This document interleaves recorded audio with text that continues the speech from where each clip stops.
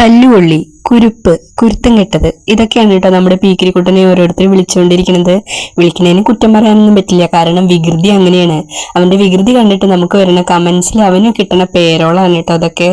അപ്പൊ ഞാൻ അങ്ങനെ വിളിക്കണവരെ ഒരു കുറ്റവും പറയണില്ല കേട്ടോ, കാരണം അവർ വിളിക്കുന്നത് സ്നേഹത്തോടെയാണ്. ഇതിന്റെ വികൃതി കണ്ടിട്ട് വിളിക്കുന്നതാണ് കേട്ടോ. രാവിലെ അങ്ങോട്ട് ഉണർന്നു കഴിഞ്ഞു കഴിഞ്ഞാൽ പിന്നെ വികൃതിയാണ്. എന്തൊക്കെയാ ചെയ്യേണ്ടതെന്ന് അതിന് ഒരു പിടിയില്ല കേട്ടോ. അപ്പൊ ഈ ചമ്പിക്കുട്ടിയുടെ മുറിവാലിൽ കളിക്കണതാണ് കേട്ടോ പ്രധാന ജോലി. ചമ്പിക്കുട്ടിയാണെങ്കിൽ പിന്നെ ഒന്നല്ലേ ഉള്ളൂ എന്ന് പറഞ്ഞിട്ട് അവന്റെ ഇഷ്ടത്തിന് ഇങ്ങനെ നിൽക്കുന്നുണ്ട് കേട്ടോ. അപ്പൊ ആരും കിട്ടിയില്ലെങ്കിൽ ചമ്പിക്കുട്ടിയോട് കളിക്കും, അല്ലെങ്കിൽ ചമ്പിക്കുട്ടിയുടെ വാല് പിടിച്ച് കളിക്കും.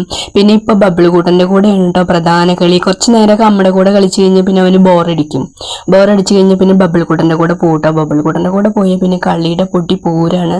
ബബിൾ കൂട്ടനും ഭയങ്കര ഹാപ്പിയാണ് കേട്ടോ.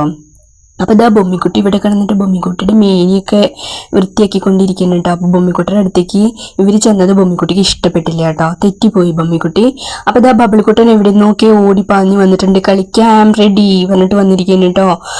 അപ്പൊ ഇതാ നമ്മുടെ പീക്കിരി കളിക്കാനുള്ള എല്ലാ തയ്യാറെടുപ്പിൽ കയ്യും കാലൊക്കെ മിനുക്കിക്കൊണ്ടിരിക്കുകയാണ്. ഇനിയൊരു കളിയാണ് കേട്ടോ, അതൊന്നും ഷൂട്ട് ചെയ്ത് കഴിഞ്ഞാൽ തീരില്ല. ഞാൻ ഇവിടെ തന്നെ നിൽക്കേണ്ടി വരും.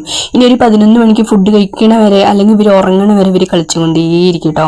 അപ്പൊ ഇങ്ങനെയൊക്കെ കാണിക്കുമ്പോൾ നമുക്ക് പീക്കിരിയോട് പാവം തോന്നുന്നുണ്ടോ, അയ്യോ ബബിൾക്കുട്ട എന്തൊക്കെയാ പീക്കിരിന്ന് ചെയ്യണമെന്ന്. പക്ഷെ കണ്ടില്ലേ, പീക്കിരി ബബിൾക്കുട്ട ഒന്ന് മാറിപ്പോയി കഴിഞ്ഞാൽ ബബിൾക്കുട്ടന്റെ കൂടെ കളിക്കാൻ വീണ്ടും പീക്കിരി ചെല്ലും കേട്ടോ. അപ്പൊ ബബിൾക്കുട്ടനും പീക്കിരിയാണ് ഇപ്പൊ കമ്പനി. അവർ തമ്മിൽ ഇപ്പൊ എപ്പോൾ നോക്കിയാലേ ഈ കളി തന്നെയാണ് കേട്ടോ. അതങ്ങനെ ഒളിച്ചിരിക്കും.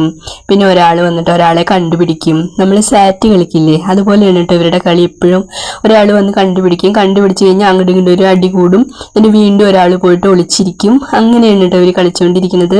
അപ്പൊ ചമ്പിക്കുട്ടി മുമ്പ് ബബിൾക്കുട്ടന് നല്ല അടി അടിച്ചിട്ടുണ്ടായിരുന്നു കേട്ടോ. എന്താ വെച്ചാ ബബിൾക്കുട്ടൻ ഒരു ആൺപൂച്ചയാണല്ലോ. അപ്പൊ അവളുടെ കുട്ടിയെ ദ്രോഹിക്കുമോ എന്നുള്ള പേടിയും കൊണ്ടായിരുന്നു. പക്ഷെ ദ്രോഹിക്കണില്ല എന്ന് കണ്ടപ്പോൾ അവളുടെ പേടിയൊക്കെ പോയിട്ട് പഠിക്കണമൊന്നുമില്ല കേട്ടോ. അപ്പൊ അതാ കളിയൊക്കെ കഴിഞ്ഞിട്ട് നമ്മുടെ പീക്കിരി കിടന്ന് ഉറങ്ങണ ഉറക്കാണ് കേട്ടോ. അത് കളിച്ച് തിമിർത്ത് സപ്തനാടികളും തളർന്നിട്ട് കിടന്ന് ഉറങ്ങണ ഉറക്കാണ് കേട്ടോ.